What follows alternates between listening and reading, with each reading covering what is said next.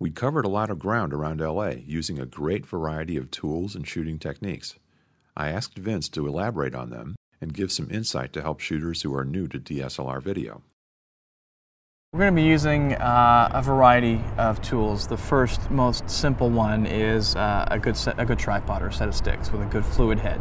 And that allows you to pan and tilt very smoothly and block it off, adjust the horizon. It's just, handheld is its own certain look, and I think it's great for action movies or for drama where the camera's really moving around. But for this little spot we're doing, I think you want more smooth motion and steady and consistent. The next little trick is that one of the best tools you can buy for these HD DSLRs, or pretty much any film camera, is a neutral density filter. And what that does, it's an opaque filter that doesn't allow all the light to transmit through. So in effect, let's say your normal exposure would be a 50th at f16. Mm-hmm. If you put a 3-stop filter on there, it'll be 11, 8, 5, 6. So suddenly you're shooting the same shutter speed, same ISO, with the same amount of light in the environment. Because you have the ND in front of your camera, you're now 3 stops more shallow in terms of depth of field. So it's a really good trick to have, and it's kind of an essential tool. Because if you shoot this camera out of the box in a bright sunny day, you're going to be at f22 at 50th of a second. And guess what? Everything looks just like your camcorder.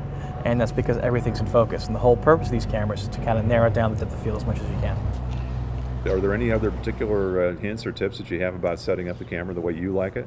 I think if you get the picture styles down, the white balance, exposure, aperture, and the right shutter speed, don't go above 1/25th in shutter speed, or you'll get a very staccato look.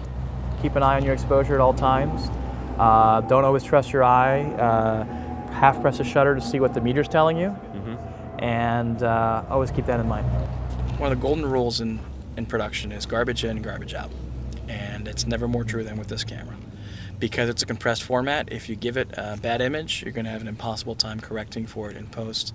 So spend the time getting it right in camera, and you won't spend your living days in post trying to fix it.